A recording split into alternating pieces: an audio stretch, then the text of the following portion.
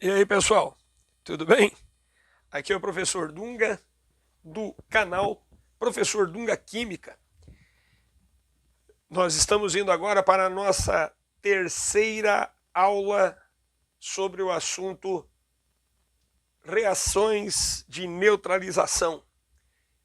Lembrando você que o nosso canal tem como objetivo trazer informações em química do ponto de vista teórica, exercícios, metodologias e dinâmicas para que você aprenda bem a parte de conceitos que caem em provas no seu colégio, no teu vestibular, no Enem, para que você saia daqui bem completo, bem estabelecido na ideia da química. A gente vai te dar informações e dicas importantes. Portanto, vai lá, dá teu likezinho, compartilha com seus amigos, se inscreve no canal, ajuda a gente a trazer mais conteúdos, mais indicações. Temos já algumas aulas que estão entrando aí para te dar toda a base para o teu estudo. Se você não lembra, eu já coloquei duas outras aulas a respeito de reação de neutralização. A primeira, bastante básica, sucinta, para que você entendesse como é que funciona o princípio da neutralização, tá? A segunda, mais pesada, com 7 exemplos, onde nós vimos somente exemplos de neutralização total, onde lá nesses exemplos nós estudamos e verificamos a parte de ionização do ácido, dissociação da base, a nomenclatura, a formulação, tudo bonitinho. Na aula de hoje, nós vamos dar sequência na ideia da tal da reação de neutralização. Eu te trarei, nesse primeiro momento, quatro exemplos que traz neutralização total, porém com variantes, com casos excessivos, aonde temos aí os números de hidrogênios e número de hidroxilas não pareados, ou em outras palavras, eles não fecham, aí a gente olha uma coisa e imagina outra, então nós vamos ver tudo bonitinho. E na sequência, a neutralização parcial, que é o top de linha do nosso estudo aí. Então vamos lá. Começando pelo exemplo de número 8. Mas por que, professor, número 8? É porque eu já dei exemplos anteriores, eu gostaria que você entrasse lá nas aulas anteriores para dar uma olhadinha nos casos que nós tratamos. Anteriormente, apenas neutralização total. Essas que se seguirão agora, as 4 primeiras, também são casos de neutralização total. Para que nós recordemos, vamos dar uma olhadinha aqui. Primeiramente, eu te trago o H3PO4, ácido fosfórico, que vai reagir com o hidróxido de bário, BaOH2. Gente, eu sei que você já sabe, mas se você não sabe, eu vou te falar. Como é que a gente faz esse balanceamento? Como é que eu sei quantos ácidos vão reagir com quantas bases? Isso aqui é uma dúvida eterna dos alunos. Então vamos lá.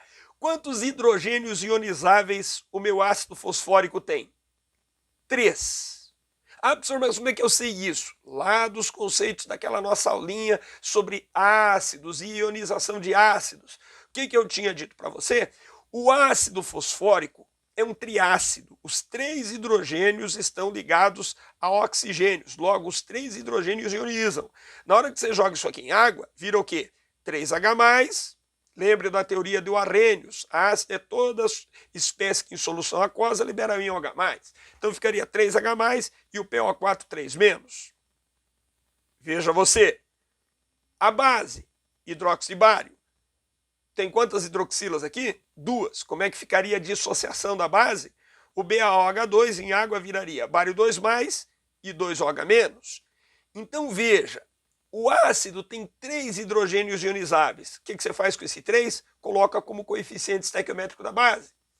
A base tem 2 hidroxilas dissociáveis. O que você faz? Coloca o 2 como coeficiente estequiométrico do ácido. Agora você terá 2 vezes 3, 6H+. 3 vezes 2, 6OH-. 6H+ com 6OH- se juntam para formar 6 águas. O que sobrou? Sobrou o bário. 2+. Mas como é que eu sei que é bário 2+? Lembre da dissociação da base, ou ainda, em aula anterior, a gente já viu isso, esse conceito é importante.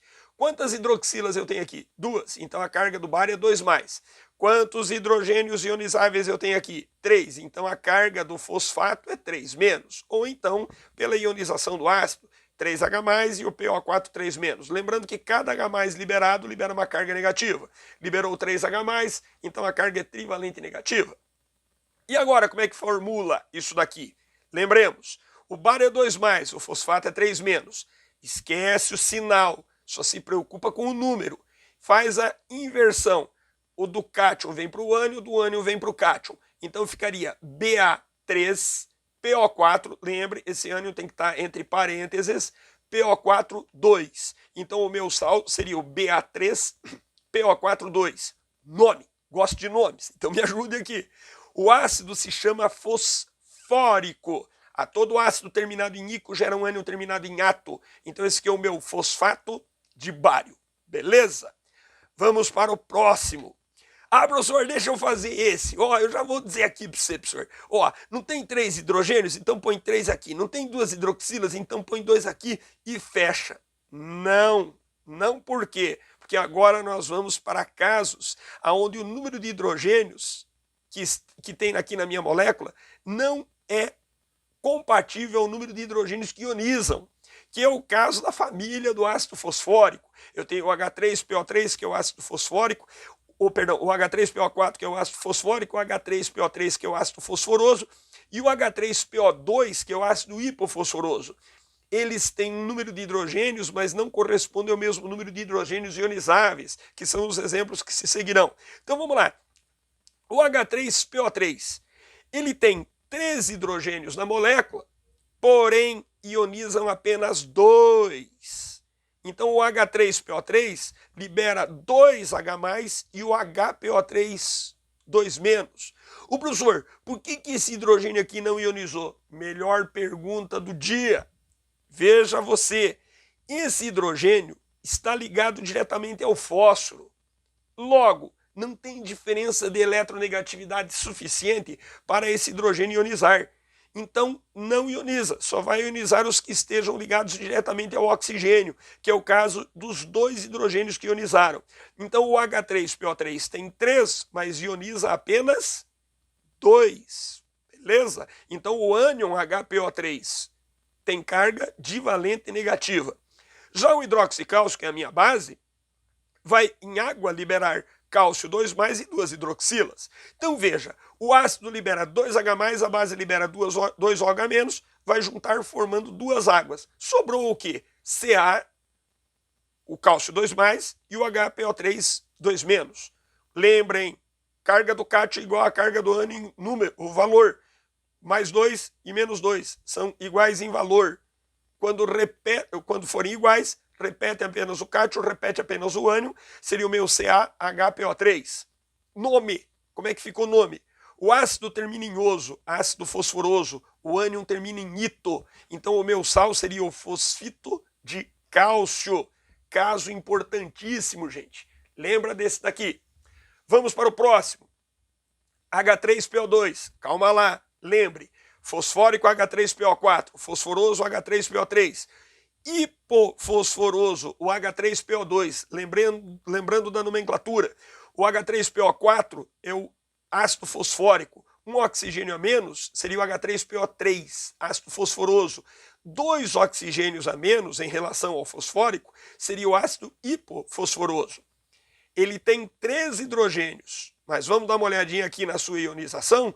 Dos 3 hidrogênios, apenas um ioniza. Então aqui eu teria o H2PO2-1. Lembre, esses 2 hidrogênios estão ligados ao fósforo. Logo, não tem diferença de eletronegatividade suficiente para ionizar. Só ioniza hidrogênio ligado ao oxigênio, aqui nos ácidos oxigenados. Então ele tem 3, mas vai ionizar apenas 1. Então formaria o H2PO-. Então eu tenho 3 mais 1 ioniza. Com uma hidroxila do hidróxido de sódio, formaria uma água. Sobrou quem? O Na+, que veio da base, e o H2PO-, que veio do ácido. como é que ficaria? Repete, lembre, quando a carga do cátion é igual em valor à carga do ânion, apenas repete o cátion, repete o ânion. Seria o meu NaH2PO2. Gente, nome, aqui presta atenção. Se o ácido termina em oso, o ânion termina em ito. Mas, se o ácido tem esse prefixo, no caso, hipo, então o ânion vai ter o mesmo prefixo hipo. Se o ácido é o ácido hipofosforoso, o ânion é o hipofosfito de sódio. Tranquilo. Se tiver o prefixo acompanha o ânion também. Vamos dar uma olhadinha aqui no exemplo de número 11. HClO4 reage com PbOH4. Um ácido e uma base diferentes, não são tão comuns, mas aqui eu trago para você exatamente pela importância da nomenclatura e da relação dos cátions e ânions. O HClO4, que é o ácido perclórico, derivado do ácido clórico, que é o HClO3, lembre, um oxigênio a mais, o HClO3 é o ácido clórico. O HClO4 tem um oxigênio a mais. Quando tem um oxigênio a mais, a nomenclatura é ácido per, você coloca o aditivo, o prefixo per, terminação clórico. Então HClO4, ácido perclórico. Joguei em água, o que vira? Vira H+, ClO4-. Então, e o PbOH4? É o hidróxido de chumbo 4. Só recordando, lá na nossa aula de bases, o chumbo pode apresentar o chumbo +2 ou o chumbo +4. Então aqui, como ele tem 4 hidroxilas, é o hidróxido de chumbo 4. Beleza? Jogou em água, vira Pb4+ e 4OH-. E agora? Você vai colocar o 4zinho aqui na frente do ácido. Então a proporção estequiométrica. E 1 na frente da base. 4, 1 vezes 4, 4. 4H+ com 4OH-, 4 águas. Sobrou o quê? Então vamos lá. Pb, 4+, o ClO4- faz a inversão, fica PbClO4, 4. Nome, o ácido é o perclórico. Se o ácido termina em ico, o ânion termina em ato. Porém, eu tenho o prefixo per, acompanha o ânion. Então o sal seria o perclorato de chumbo 2. Beleza? Vamos para os casos. Moçada, agora a coisa pega. Veja, nós temos a chamada neutralização parcial. Professor, mas e como é que fica? Então eu vou mostrar para você a total e na sequência parcial para você ver as diferenças e as semelhanças. Então vamos lá, eu te trago aqui uma típica. Isso aqui não cai em vestibular, gente. Isso aqui despenca em vestibular. Então vamos dar uma olhadinha. Olha que coisa maravilhosa. Eu te trago aqui a total, que é quando todos os hidrogênios reagem com todas as hidroxilas no sistema reacional. H2CO3, ácido carbônico. NaOH, hidróxido de sódio. Tranquilo. Nomenclatura fácil. Vamos lá. Quantos hidrogênios eu tenho ionizáveis? 2. Quantas hidroxilas? 1. Então pego o 2, põe na frente da base, pego 1, põe na frente do ácido. Agora, 2 vezes 1, 2H+, 2OH-, 2 águas. Fechou. Veja o que sobrou. Como o ácido tem 2 hidrogênios ionizáveis, a carga do ânion é 2-. E o cátion, mais 1. O que você faz? Inverte o cátion com o ânion, Na2CO3. Nome. O ácido termina em ico, o ânion termina em ato, carbonato de sódio. A reação de neutralização total, tranquilo. Você já fez coisa mais complexa ainda hoje comigo. Já viu hoje comigo. Então vamos para parcial. Agora como é que funciona? Gente, se no vestibular ele não fala nada, ele só pergunta o produto formado, ou a reação, ou a nomenclatura, você sempre vai se basear na reação de neutralização total. Se ele não fala nada, subentende-se que é a reação de neutralização total. Então, professor, como é que eu vou saber que ela é a parcial? Boa pergunta. Virá escrito no texto: o ácido carbônico reage com o hidróxido de sódio na proporção fixa estabelecida, não mexe, de 1 para 1. Então vem na prova, vem no vestibular, vem na questão, vem no Enem, vem 1 para 1. E aí? Aí que você vai fazer o seguinte: eu tenho 1 mol de ácido carbônico que reage com 1 mol de hidróxido de sódio. Lembre, o ácido carbônico, ele ioniza em 2 etapas. Todo diácido vai ionizar em 2 etapas. Triácido em 3 etapas e assim sucessivamente. Aqui nesse nosso caso da parcial, apenas a primeira ionização é que está acontecendo. Mas por que isso acontece, professor? Porque eu tenho o reagente hidróxido de sódio como limitante da minha reação. Então veja, eu tenho aqui o H+, o primeiro H+ liberado e a formação do HCO3-. E aí, o que vai acontecer? Apenas um hidrogênio ioniza com uma hidroxila da base. Reage, forma apenas uma água. Repare que em cima formou 2. Sobrou quem? O ânion HCO3-, que vai se juntar ao Na+, formando o NaHCO3. Professor, mas e aí, como é que eu vou dar nome para esse sal formado? O ácido termina em ico, o ânion termina em ato. Mas o que eu faço com esse hidrogênio? Calma. Se não tivesse esse hidrogênio, e fosse igual ao de cima, seria o carbonato de sódio. Como tem esse hidrogênio e esse hidrogêniozinho aqui, gente, presta atenção nisso. Ele é um hidrogênio ionizável, diferente lá do ácido fosforoso e hipofosforoso, que o hidrogênio não é ionizável. Esse hidrogênio é ionizável. Quando ele pode sofrer a segunda ionização, aqui no caso, ele vai ganhar o nome de hidrogeno. Não é hidrogênio, é hidrogeno, tá? Então fica hidrogeno carbonato de sódio. Hidrogeno carbonato de sódio. Também ele pode ser chamado, como esse hidrogênio aqui ele pode sofrer ionização, esse sal poderia ser chamado carbonato do CO3, carbonato ácido, por causa do hidrogênio, de sódio. Então ele pode se chamar hidrogênio carbonato de sódio, carbonato ácido de sódio, ou mais popular dos nomes que ele recebe, que é o quê? Bicarbonato de sódio. Lembre, por que do nome bi? Porque o ácido que deu origem ao ânion carbonato, ele tem 2 hidrogênios ionizáveis. O ânion formado vem de um ácido que tem 2 hidrogênios ionizáveis. Por isso o nome bicarbonato de sódio. Esse bicarbonato de sódio é o famosíssimo bicarbonato empregado lá nos cremes dentais, no fermento químico e também para dar aquela espuminha maravilhosa do cappuccino. Isso é importante demais. Vamos para um segundo caso. Olha aqui, ó, esse daqui, ó. A reação de neutralização total. Lembre, a proporção 1:2 que vai acontecer aqui para o meu ácido sulfúrico com hidróxido de potássio. Veja, eu já coloquei aqui para você, porque você já sabe que se há total, o total de hidrogênios vai reagir com o total de hidroxilas. Ácido sulfúrico, 2 hidrogênios, vem o 2 aqui na frente. Hidróxido de potássio, uma hidroxila, vem 1 aqui na frente, são os coeficientes estequiométricos do ácido da base. 2H+ com 2OH-, 2 águas. Sobrou quem? K+ e o SO4, que é divalente negativo, gente. Lembre disso. Então o que aconteceria? Faz a inversão, fica K2SO4. Se o ácido termina em ico, o ânion termina em ato. Sulfato de potássio. Beleza?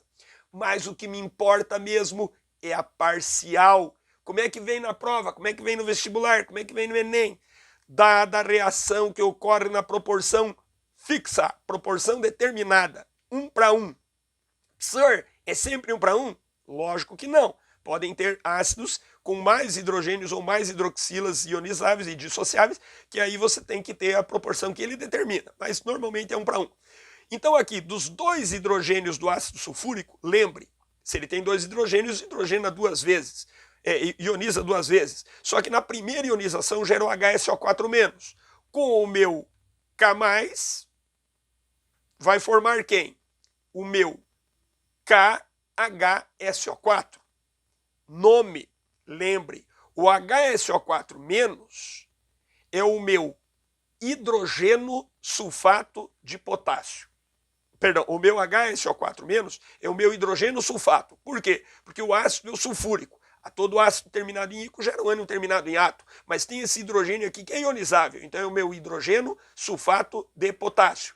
Ou, como queira, esse hidrogênio aqui não é ionizável? É. Então ele poderia ser chamado de sulfato ácido de potássio. Ou ainda, bisulfato de potássio. Lembrando que o HSO4- vem de um ácido que contém 2 hidrogênios ionizáveis. Então o nome bisulfato é que o ânion veio de um ácido que tem 2 hidrogênios ionizáveis. Professor, eu posso fazer uma pergunta? Pode. Por que esse sal aqui é chamado de um hidrogênio sal? Porque este hidrogênio aqui pode ser ionizável. Então a gente diz que quando apresenta um hidrogênio na minha estrutura e esse hidrogênio ionizável, ele é chamado de um hidrogênio sal ou um hidrógeno sal, como queira. Último exemplo. Gente, esse é o grande finale. Então vamos dar uma olhadinha aqui, ó. Eu tenho quem? Na proporção da reação total, ácido clorídrico com hidróxido de magnésio. HCl, tem um hidrogênio, põe umzinho aqui. Hidróxido de magnésio, tem 2 hidroxilas, põe 2 aqui. 2H+, com 2OH-, 2 águas. Acabou. Magnésio, carga mais 2. Cloreto, carga menos 1. Faz a inversão, MgCl2, nomenclatura, hídrico, eto, cloreto e magnésio. O que me importa? Aquele que vem na parcial, vira escrito, reage na proporção de 1:1. Gente, pelo amor de Deus, preste atenção agora, isso aqui é maravilhoso. Veja só. O ácido tem um hidrogênio ionizável. A base tem 2 hidroxilas, mas apenas uma vai ionizar por causa da proporção estequiométrica. Então aqui uma hidroxila ioniza e forma uma água. E agora? Sobrou quem? Como a base libera 2 hidroxilas, só vai liberar uma por causa da proporção estequiométrica. Então, em vez dele chegar na proporção final, ele vai fazer o quê? Vai ser aqui o meu MgOH2, que vira o meu MgOH+, e o OH-, e o meu Mg2+, e o OH-. Então, veja, como é que ficaria a minha formulação? MgOH+, com o meu Cl-, formaria o meu MgOHCl. Nome. Então vamos lá. Hídrico, eto, cloreto de magnésio, se fosse tudo bonitinho, sem a hidroxila. Mas aqui tem uma hidroxila, professor. Então como é que eu dou nome? Quando tem a hidroxila, você vai dar o nome hidroxi. Então ficaria o meu hidroxicloreto de magnésio. De novo, não tem uma hidroxila? Hidroxicloreto de magnésio. Ou ainda, você poderia dizer cloreto básico, por causa da hidroxila, tem caráter, a análise da hidroxila dá caráter básico, cloreto básico de magnésio. Professor, por que eu digo que esse é um hidroxissal? Porque ele apresenta uma hidroxila. E esta hidroxila pode sofrer dissociação. Quando apresenta hidroxila e a hidroxila está presente no meu sal, a gente denomina um hidroxissal. Quando apresenta um hidrogênio, é um hidrogênio-sal, desde que o hidrogênio seja ionizável. Gente, nessa nossa aula nós vimos vários exemplos, vários casos de reação de neutralização total e parcial. Vale a pena você rever essa aula, vale a pena você observar as regras de nomenclatura, vale a pena você dar o like, compartilhar com seus amigos, se inscrever no canal e no nosso próximo encontro vão ter mais coisas interessantes para o nosso estudo, para a nossa prova, para o teu aumento do teu conhecimento em química. E venha comigo, fique comigo e vamos lá. Um abraço.